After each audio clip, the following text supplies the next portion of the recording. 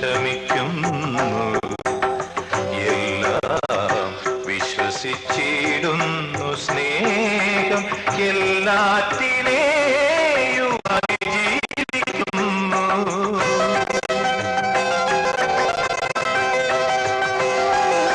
സ്നേഹം സകലതും സഹിക്കുന്നു. സ്നേഹം സകലതും ക്ഷമിക്കുന്നു. എല്ലാം വിശ്വസിച്ചിടുന്നു സ്നേഹം എല്ലാറ്റിനെയും അതിജീവിക്കുന്നു.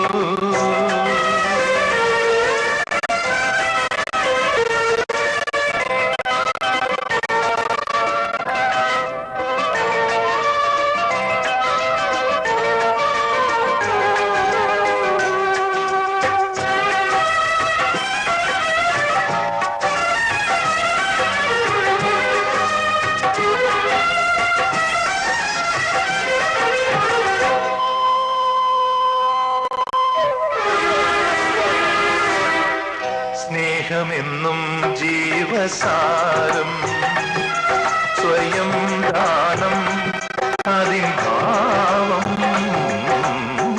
സ്നേഹമെന്നും ജീവസാരം, സ്വയം ദാനം അതിൻ ഭാവം. ത്യാഗഭരിതം സ്നേഹമൂഴിയിൽ നിത്യമായ നീതിബോധമേകുന്നു. നിത്യമായ നീതിബോധമേകുന്നു. സ്നേഹം സകലതും സഹിക്കുന്നു. സ്നേഹം സകലതും ക്ഷമിക്കുന്നു. എല്ലാം വിശ്വസിച്ചിടുന്നു സ്നേഹം എല്ലാറ്റിനെയും അതിജീവിക്കുന്നു.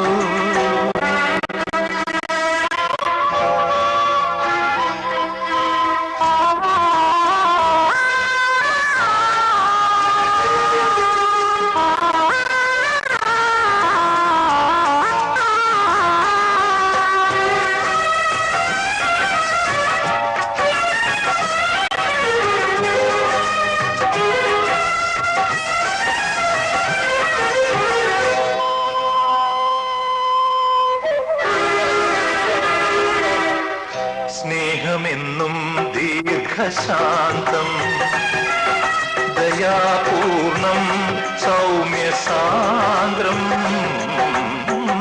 സ്നേഹമെന്നും ദീർഘശാന്തം, ദയാപൂർണം സൗമ്യസാന്ദ്രം. ഭീതിരഹിതം സ്നേഹപാതയിൽ സത്യസാക്ഷ്യമൊന്നു മാത്രമുയരുന്നു. സത്യസാക്ഷ്യമൊന്നു മാത്രമുയരുന്നു. സ്നേഹം സകലതും സഹിക്കുന്നു. സ്നേഹം സകലതും ക്ഷമിക്കുന്നു. എല്ലാം വിശ്വസിച്ചിടുന്നു സ്നേഹം എല്ലാറ്റിനെയും അതിജീവിക്കുന്നു.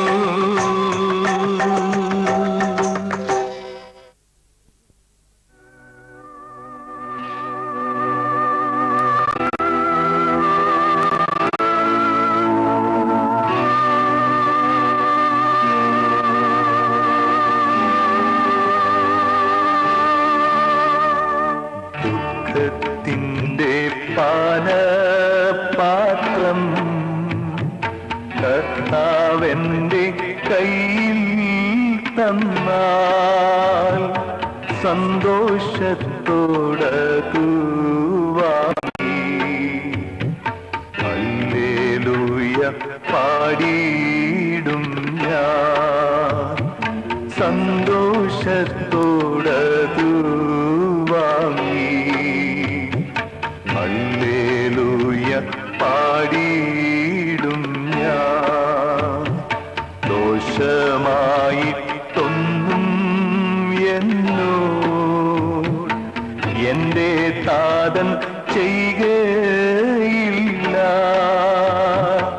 എന്നെ അവനടിച്ചാലും അവനെന്നെ സ്നേഹിക്കുന്നു. എന്നെ അവനടിച്ചാലും അവനെന്നെ സ്നേഹിക്കുന്നു.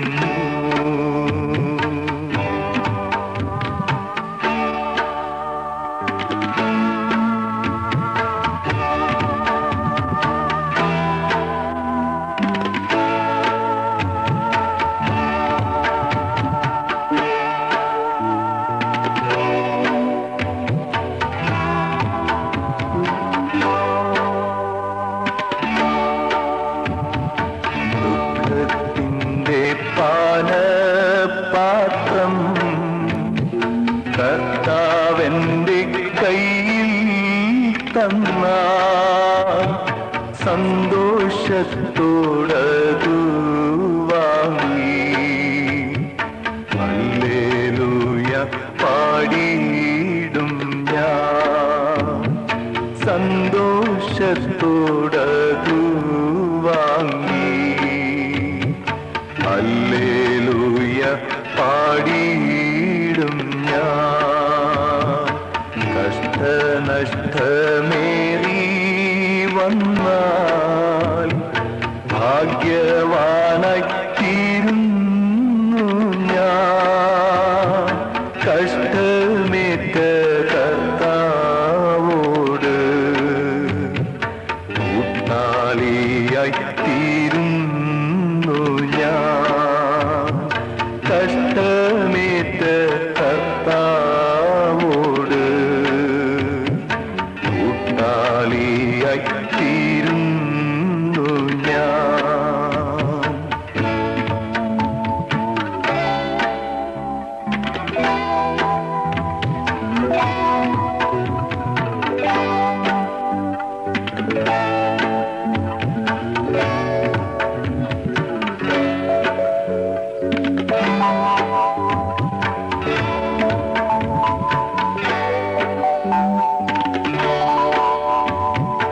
ലോകത്തെ ഞാനോർക്കുന്നില്ല, കഷ്ടനഷ്ടം ഓർക്കുന്നില്ല. എപ്പോഴെന്റെ കർത്താവിനെ ഒന്നു കാണാം എന്നേയുള്ളൂ. എപ്പോഴെന്റെ കർത്താവിനെ ഒന്നു കാണാം എന്നേയുള്ളൂ. ദുഃഖത്തിൻ്റെ പാനപാത്രം കർത്താവെന്റെ കയ്യിൽ തന്നാൽ സന്തോഷത്തോടതു വാങ്ങി ഹല്ലേലൂയ പാടിയിടും ഞാൻ. സന്തോഷത്തോടതു വാങ്ങി ഹല്ലേലൂയ.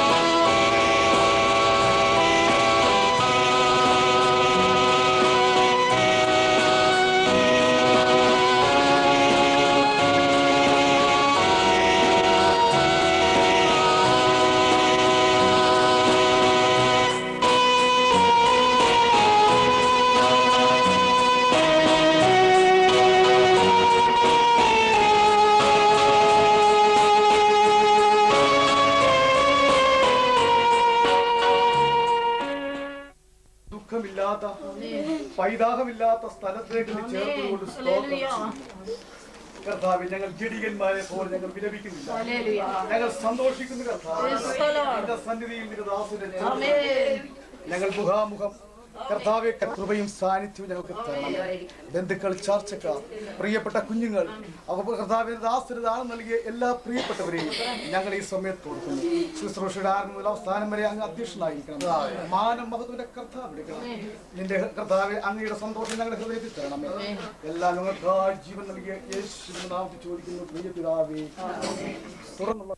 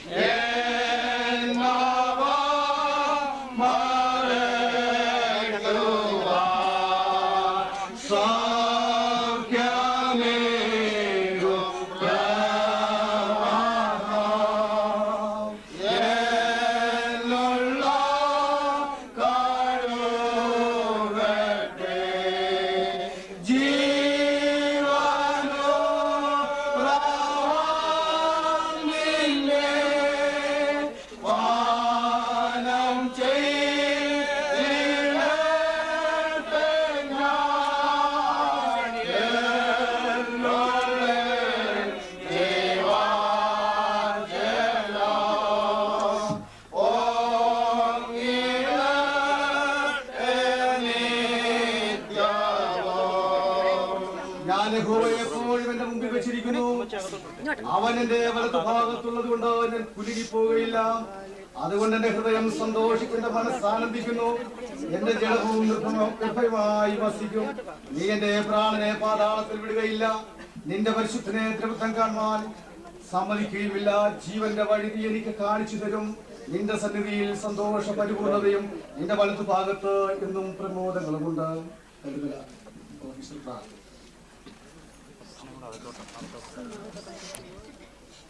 കർത്താവെ, മുൻപേ പോയി നിർഭാഗ്യമുള്ളവരെന്ന് നിന്റെ വചനം കർത്താവെ ഞങ്ങളെ ഓർപ്പിക്കുന്നത് പോലെ ഇന്ന് കർത്താവെ ദാസൻ നിന്റെ സന്നിധിയിലേക്ക് എടുക്കപ്പെട്ടതിനാൽ സ്തോത്രം ചെയ്യുന്നു. ഈ ലോകത്തിൽ കർത്താവെ കഷ്ടതകൾ, ദുരിതങ്ങൾ, ബന്ധപ്പാടുകളൊക്കെയും കർത്താവെ അനുഭവിച്ച് അത് മതിയെന്ന് തിരുമേനി അവിടുന്ന് കണ്ടല്ലോ നാഥ. നിന്റെ മകനായി ഒരുക്കിയിരിക്കുന്ന കർത്താവെ ആ സ്വർഗീയ രാജ്യത്തിലേക്ക് നീ അവിടുന്ന് വിളിച്ചു വർദ്ധിച്ച മഹാസ്നേഹത്തിനായിട്ട് സ്തോത്രം ചെയ്യുന്നു.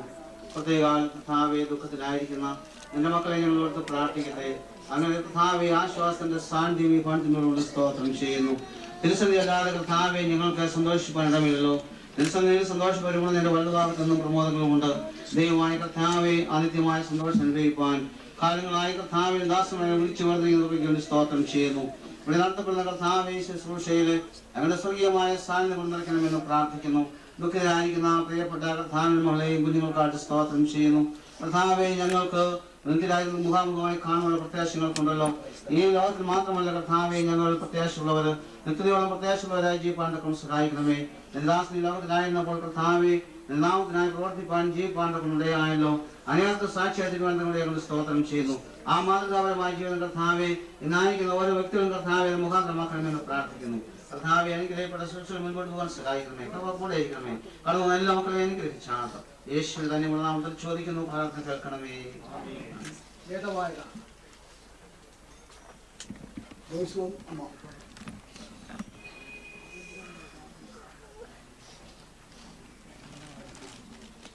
കൊരിന്ത്യർക്ക് എഴുതിയ 1-ാം ലേഖനം 15-ാം അധ്യായം 20 മുതൽ 28 വരെയുള്ള വായന. കൊരിന്ത്യർക്ക് എഴുതിയ 1-ാം ലേഖനം 15-ാം അധ്യായം 20 മുതൽ 28.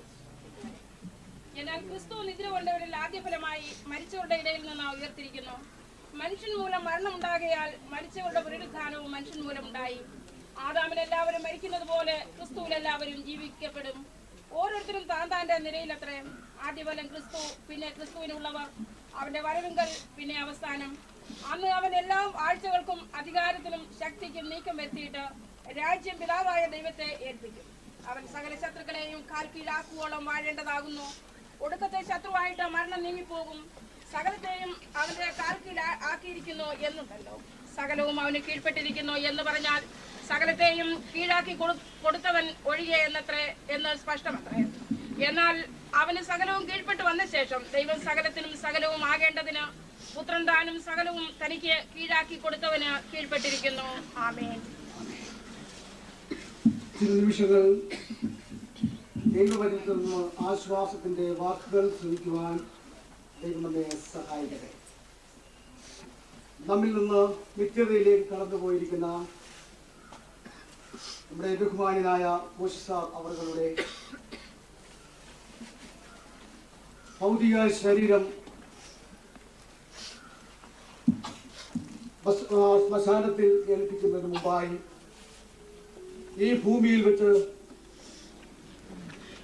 അദ്ദേഹത്തിന് ലഭിക്കുന്ന ഏറ്റവും വലിയ ബഹുമതി എന്ന നിലയിൽ ഈ ഭവനത്തിന്റെ അങ്കണത്തിൽ നാം പ്രാർത്ഥനയോടുകൂടെ ദൈവസന്നിധിയിൽ സമർപ്പിച്ചുകൊണ്ട് ചില നിമിഷങ്ങൾ കാണുകയാണല്ലോ. കോശിസാറിനെ സംബന്ധിച്ച് നമുക്ക് നല്ല അഭിപ്രായങ്ങൾ അല്ലെങ്കിൽ അദ്ദേഹത്തെ സംബന്ധിച്ച ജീവിതത്തിലെ നല്ല അനുഭവങ്ങളെ സംബന്ധിച്ച് പങ്കിടുവാൻ അനവധി കാര്യങ്ങൾ നമുക്കുണ്ട്. കഴിഞ്ഞ 65 വർഷക്കാലം ജീവിതത്തിന്റെ വ്യത്യസ്ത തുറകളിൽ പ്രവർത്തിക്കുകയും അവസാന നിമിഷത്തേക്ക് കടന്നു വന്ന സന്ദർഭങ്ങളിൽ വളരെ ആത്മിക തീഷ്ണതയോടുകൂടെ ദൈവരാജ്യ വിസ്തൃതിക്ക് വേണ്ടി പ്രവർത്തിച്ച ഒരു കർത്താവിന്റെ ദാസനാണ് നമ്മുടെ മുമ്പിൽ ഇപ്പോൾ കാണുന്നത്. ഒരു വിശ്വാസിയുടെ മരണത്തെ സംബന്ധിച്ച് വേദപുസ്തക അടിസ്ഥാനത്തിൽ നമുക്ക് പ്രത്യാശയ്ക്കുള്ള അനവധി വാഗ്ദാനങ്ങൾ നമുക്ക് കാണുവാൻ കഴിയും. 1-2 കാര്യങ്ങൾ മാത്രം ഞാൻ ഈ സമയത്ത് സൂചിപ്പിക്കട്ടെ. തന്റെ ഭക്തന്മാരുടെ മരണം യഹോവയ്ക്ക് വിലയേറിയത് എന്ന് സങ്കീർത്തനം 116-15 വാക്യത്തിൽ നാം വായിക്കുന്നല്ലോ. സാറിന്റെ ജീവിതം ഈ ഭൂമിയിൽ നമുക്ക് വിലയേറിയതായിരുന്നു. എന്നാൽ നമ്മേക്കാൾ നാം ആഗ്രഹിക്കുന്ന വിലയേക്കാൾ ശ്രേഷ്ഠമായ വിലയേറിയ അനുഭവത്തിലേക്ക് ദൈവസന്നിധിയിൽ വിലയുള്ളവനായി സാറ് മഹത്വത്തിലേക്ക് പ്രവേശിച്ചിരിക്കുന്നു. ആർക്കും കൊടുത്തു തീർക്കുവാൻ കഴിയാത്ത ശ്രേഷ്ഠമായിട്ടുള്ള വിലയാണ് ദൈവം തന്റെ ദാസന് നൽകിയിരിക്കുന്നത്. സ്വർഗ കൊട്ടാരത്തിൽ തനിക്കായി ഒരുക്കിയിരിക്കുന്ന ഭവനത്തിൽ വിലയുള്ളവനായി നമ്മിൽ നിന്ന് അദ്ദേഹം മാറ്റപ്പെട്ടു. ഈ സമയത്ത് നാം സ്മരിക്കേണ്ട ഒരു കാര്യം, വിലയേറിയ അനുഭവത്തിലേക്ക് നമ്മുടെ പ്രിയപ്പെട്ടവൻ കടന്നുപോയെങ്കിൽ ആ അനുഭവം നമുക്കും സ്വായത്തമാക്കുവാൻ കഴിയുമോ എന്ന് നാം ചിന്തിക്കേണ്ടത് ആവശ്യമാണ്. വിലയേറിയ അനുഭവത്തിലേക്ക് പ്രവേശിക്കുവാൻ യേശുവിലൂടെ മാത്രമേ നമുക്ക് കഴിയുള്ളൂ. യഹോവ ഭക്തന്മാരുടെ മരണം യഹോവയ്ക്ക് വിലയേറിയത്.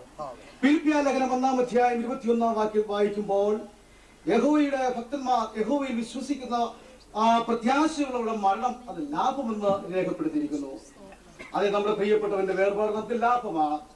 കാരണം അദ്ദേഹം ഈ ലോകത്ത് നമുക്ക് ലാഭകരമായിട്ടുള്ള ആത്മിക വചനങ്ങൾ നമുക്ക് നൽകിയിട്ട് പ്രത്യാശയുടെ തീരത്തേക്ക് അദ്ദേഹം കടന്നുപോയിരിക്കുകയാണ്. ലാഭം എന്ന് പറയുമ്പോൾ തന്റെ പ്രവർത്തനങ്ങളിൽ അതന്നെ ഒരു മനുഷ്യന്റെ ഭൗതിക ജീവിതത്തിലെ ബിസിനസ്സിൽ നഷ്ടത്തെക്കാൾ ഏറെ ലാഭത്തിനാണല്ലോ ആളുകൾ യത്നിക്കുന്നത്. യേശുക്രിസ്തുമായിട്ടുള്ള തന്റെ ബിസിനസ്സിൽ അല്ലെങ്കിൽ തന്റെ പ്രക്രിയയിൽ, തന്റെ ജീവിത പ്രവൃത്തികളിൽ ലാഭകരമായിട്ടുള്ളത് അദ്ദേഹം നേടിയിരിക്കുന്നുവെന്ന് ഈ ശുശ്രൂഷ വേളയിൽ നാം സ്മരിക്കേണ്ടത് ആവശ്യമാണ്. അദ്ദേഹം ലാഭത്തിലേക്ക് പ്രവേശിച്ചിരിക്കുന്നു. നമുക്ക് ലാഭത്തിലേക്കുള്ള ഒരു പ്രവേശനം യേശുവിലൂടെ ലഭ്യമാണ്. അത് സ്വയത്തമാക്കുവാൻ കഴിയാത്തവർ ഈ ശുശ്രൂഷയിൽ പങ്കെടുക്കുന്നുവെങ്കിൽ ലാഭകരമായ ഒരു മരണത്തിലേക്ക് പ്രവേശിക്കുവാൻ ദൈവം നിങ്ങളെ ആഹ്വാനം ചെയ്യുന്നു. വീണ്ടും യെശയ്യാ പ്രവചനം 57-2 വാക്യം വായിക്കുമ്പോൾ യഹോവ ഭക്തന്മാർ അവർ സമാധാനത്തിലേക്ക് പ്രവേശിക്കുന്നുവെന്ന് രേഖപ്പെടുത്തിയിരിക്കുന്നു. നമ്മുടെ പ്രിയപ്പെട്ടവൻ സമാധാനത്തിലേക്ക് പ്രവേശിച്ചിരിക്കുകയാണ്. ഇവിടെ കണ്ണുനീരുണ്ട്, ഇവിടെ കഷ്ടതയുണ്ട്, ഇവിടെ ഞെരുക്കമുണ്ട്, ഇവിടെ ക്ലേശതയുണ്ട്, ഇവിടെ ശത്രുതയുണ്ട്.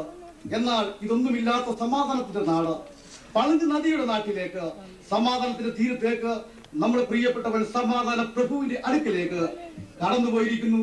അതുകൊണ്ട് പ്രിയപ്പെട്ടവരെ, ജഡികന്മാരെ പോലെ നാം വിലപിക്കരുത്, ജഡികന്മാരെ പോലെ നാം ഭാരപ്പെടരുത്. സന്തോഷത്തോടുകൂടെ നമ്മുടെ പ്രിയപ്പെട്ടവനെ നമുക്ക് പറഞ്ഞയക്കാം. വീണ്ടും നമുക്ക് നോക്കാം. വെളിപാട് പുസ്തകം 14-13 വാക്യം വായിക്കുമ്പോൾ യഹോവയിൽ പ്രത്യാശ വെക്കുന്ന ഒരു ദൈവഭക്തന്റെ മരണം അത് വിശ്രമമാണ് എന്ന് രേഖപ്പെടുത്തിയിരിക്കുന്നു. അത് ഹല്ലേലൂയ. നമ്മുടെ പ്രിയപ്പെട്ടവൻ വിശ്രമത്തിലേക്ക് പ്രവേശിച്ചിരിക്കുകയാണ്. ആ വിശ്രമനാട് സ്വർഗമാണ്. ഫിലിപ്പിയ ലേഖനത്തിൽ നാം വായിക്കുന്നുവല്ലോ, എന്റെ ഭൗമത്വം സ്വർഗത്തിലാണ്. സ്വർഗത്തിൽ അദ്ദേഹം വിശ്രമിക്കുവാൻ കടന്നുപോയിരിക്കുന്നു. നമുക്ക് അദ്ദേഹത്തെ മടക്കിക്കൊണ്ടുവരാൻ കഴിയുകയില്ല. ആ വിശ്രമ സ്ഥലത്തേക്ക് നാം പോവുകയല്ലാതെ മറ്റൊരു വഴി നമ്മുടെ മുമ്പിലില്ല. യോഹന്നാന്റെ സുവിശേഷത്തിൽ കർത്താവ് നമ്മോട് പറയുന്നുവല്ലോ, എന്റെ പിതാവിന്റെ വീട്ടിൽ ഭവനത്തിൽ അനേക വാസസ്ഥലങ്ങളുണ്ട്, ഇല്ലായിരുന്നുവെങ്കിൽ ഞാൻ നിങ്ങളോട് പറയുമായിരുന്നു. അതെ, അവിടെ വാസസ്ഥലമുണ്ട് എന്ന് ഉറപ്പിച്ചു പറയുന്നു. പ്രത്യാശയുടെ നാട് സ്വർഗമാണ്, വിശ്രമത്തിന്റെ നാട് സ്വർഗമാണ്. വിശ്രമ ഭവനത്തിലേക്ക് നമ്മുടെ പ്രിയപ്പെട്ടവൻ പ്രവേശിച്ചിരിക്കുന്നു. ആ വിശ്രമ നാട്ടിൽ കടന്നു ചെന്ന്, ആ സ്വർഗനാട്ടിൽ കടന്നു ചെന്ന് നമ്മുടെ പ്രിയപ്പെട്ടവരെ പ്രത്യാശയോടെ സ്വീകരിക്കുവാൻ ദൈവം നമ്മെ സഹായിക്കട്ടെ. നമുക്ക് കർത്താവിന്റെ സന്നിധിയിൽ നമ്മെ സമർപ്പിക്കാം. പ്രിയപ്പെട്ടവന്റെ മാതൃക ജീവിതം നമ്മുടെ ജീവിതത്തിൽ അനുധാവനം ചെയ്യുവാൻ, നല്ല ക്രിസ്തീയ പഠനമായി നിൽക്കുവാൻ ദൈവം നമ്മെ സഹായിക്കട്ടെ. കഴിഞ്ഞ നാളുകളിൽ ഞങ്ങളുടെ അനുഭവത്തിലൂടെ ഞങ്ങൾ പറയട്ടെ, ഞങ്ങളുടെ സഭയ്ക്ക് മാതൃകയുള്ള ഒരു ദൈവദാസനായിരുന്നു അദ്ദേഹം എന്ന് പറയുന്നതിൽ ഞങ്ങൾ സന്തോഷിക്കുന്നു. മാതൃകയിലൂടെ ഞങ്ങൾക്ക് ശക്തി പകർന്ന, ആത്മിക വീര്യം പകർന്നു തന്ന കർത്താവിന്റെ എളിയ ദാസന്റെ സേവനങ്ങളെ ഓർത്ത് ഒരിക്കൽ കൂടി ഞങ്ങൾ സ്മരിക്കുന്നു. ഭാഗ്യനാട്ടിൽ നമുക്ക് വീണ്ടും കാണാം. ദൈവം നമ്മെ അധികമായി അനുഗ്രഹിക്കട്ടെ. യശാസന ഗാനം 285.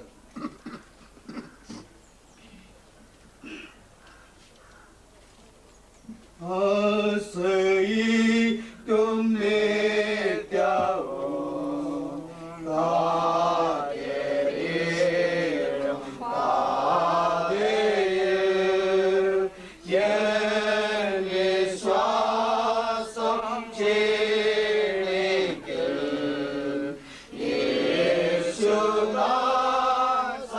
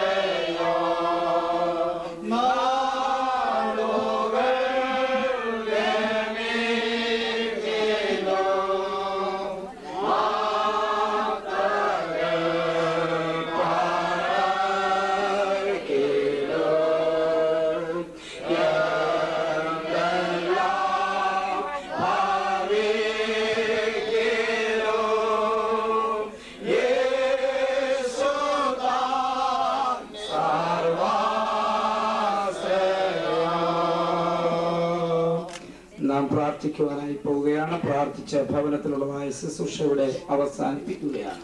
ദൈവത്തിന്റെ വചനം നാം ശ്രദ്ധിക്കുകയായിരുന്നു. തന്റെ ഭക്തന്മാരുടെ മരണം യഹോവയ്ക്ക് വിലയേറിയതാണ്.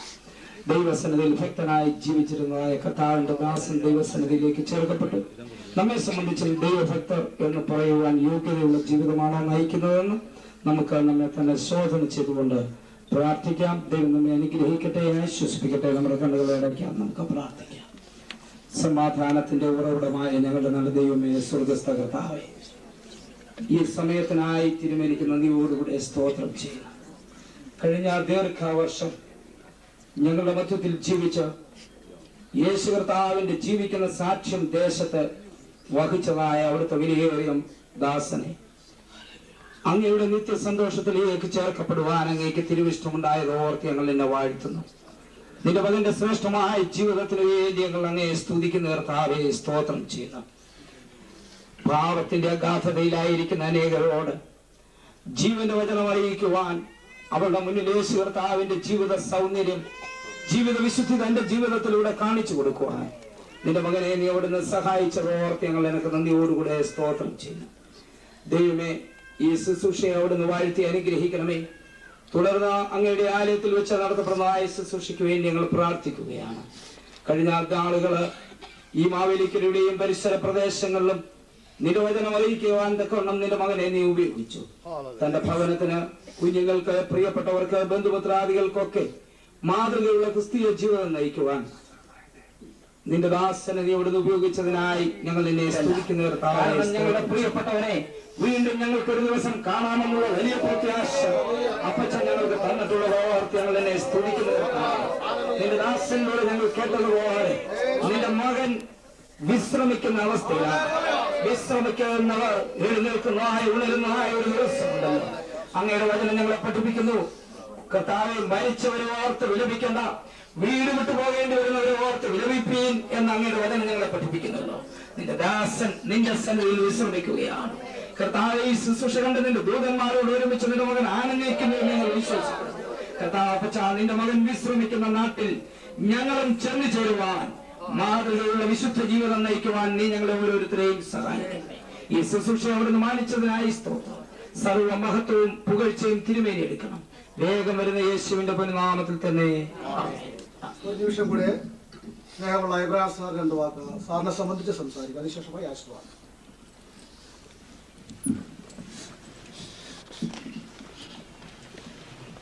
തന്റെ ഭക്തന്മാരുടെ മരണം യഹോവയ്ക്ക് വിലയേറിയതാകുന്നു എന്നുള്ള വേദപുസ്തക വാക്യത്തോടെയാണല്ലോ ഇവിടുത്തെ ശുശ്രൂഷ ആരംഭിച്ചത്.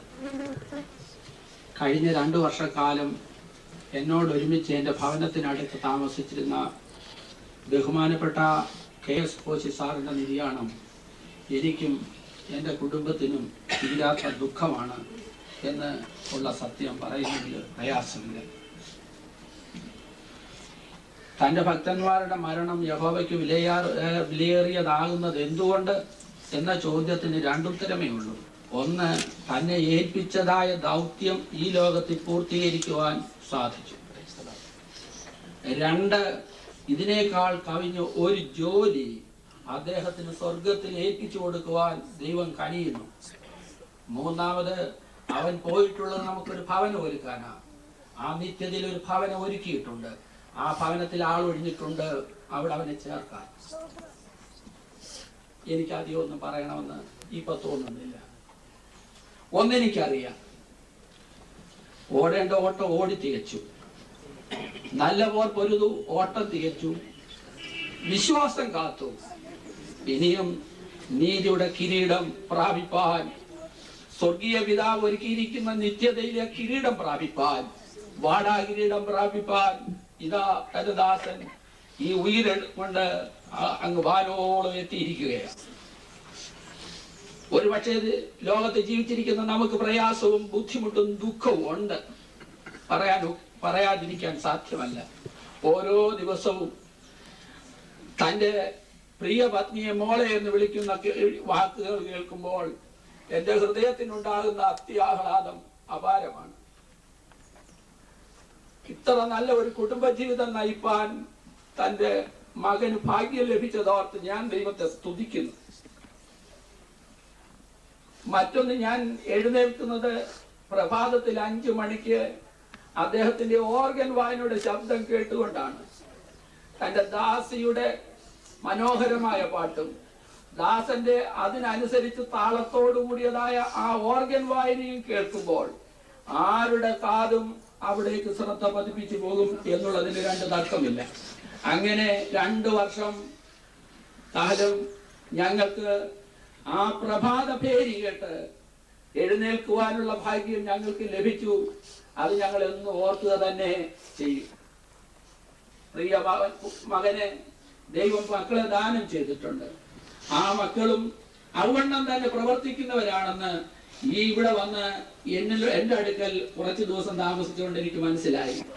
പുത്രന്മാരും പുത്രിയും എല്ലാം ദൈവത്തിന്റെ വേലയ്ക്ക് തങ്ങളെ തന്നെ ഏൽപ്പിച്ചിരിക്കുക.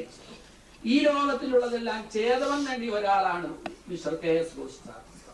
ലാഭമായിരുന്നത് പത്രോസ് അഭിമാനിച്ചു, എനിക്ക് ലാഭമായിരുന്നതൊക്കെ എന്തൊക്കെയെന്ന് നമുക്കറിയാം. പത്രോസിന് ലാഭമായിരുന്നത്, ആ ലാഭമായിരുന്നത് പത്രോസ് എല്ലാം ഉപേക്ഷിച്ച് കളഞ്ഞതുപോലെ, ചപ്പും ചവറും തണ്ണി കളഞ്ഞതുപോലെ തന്റെ ദാസന് ലോകത്തിൽ ഒരു കൂടാരം പോലും അടിച്ചിരിക്കണമെന്ന് ആഗ്രഹിച്ചില്ല. ഒരു കൂടാരം അടിച്ച് ഇവിടെ സ്വസ്ഥമായിട്ട് ജീവിക്കണമെന്ന് ആഗ്രഹിച്ചില്ല. പക്ഷെ സ്വർഗത്തിൽ ഒരു കൂടാരമുണ്ട്. ആ കൂടാരത്തിൽ എത്തിച്ചേർന്ന് ഈ നിത്യതയിലുള്ള പൂർവ്വപിതാക്കന്മാരുടെ, പ്രത്യേകിച്ച് തന്റെ പിതാവിനെ കുറിച്ച് അദ്ദേഹത്തിന് ബഹുമാനവും ആദരവും സ്നേഹവും അങ്ങേയറ്റ പാവന സ്മരണയുണ്ട്.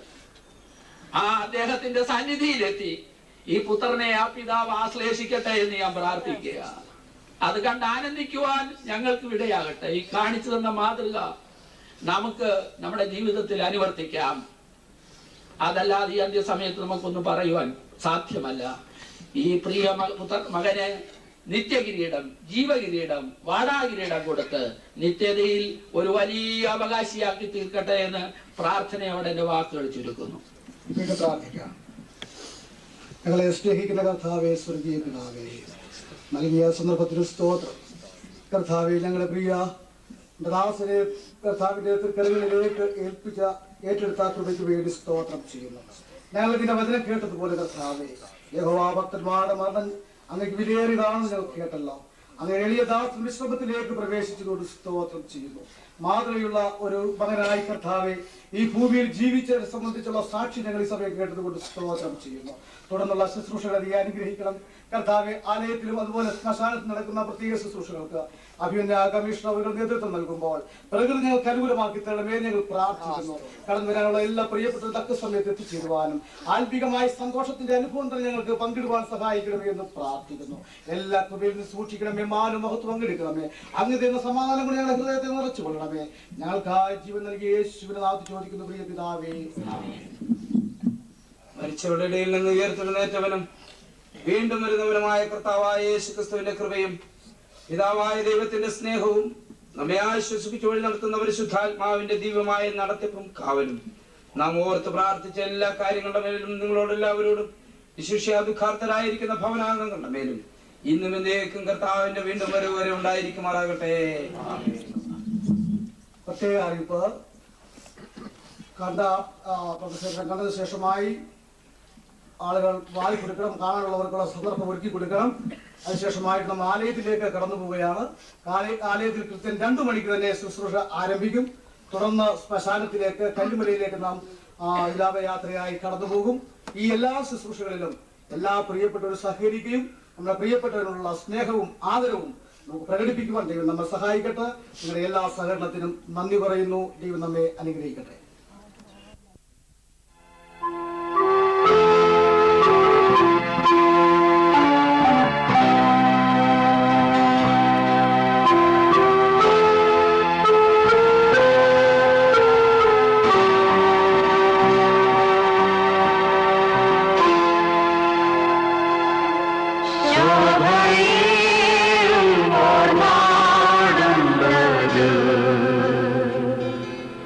God.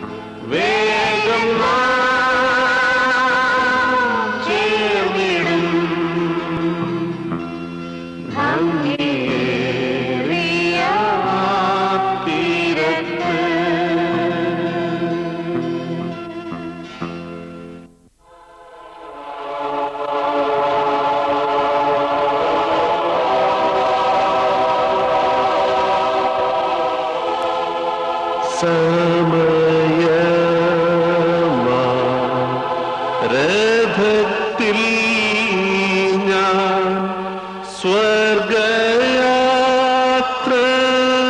ചെയ്യുന്നു, എൻ സ്വദേശം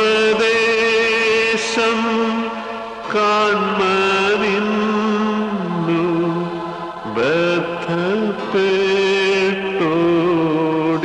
ബദ്ധപ്പെട്ടോടിടുന്നു.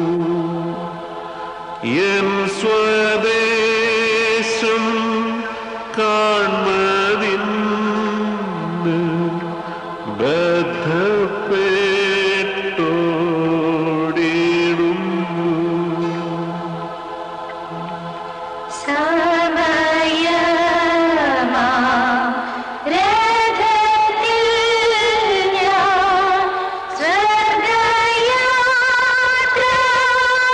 ചെയ്യുന്നു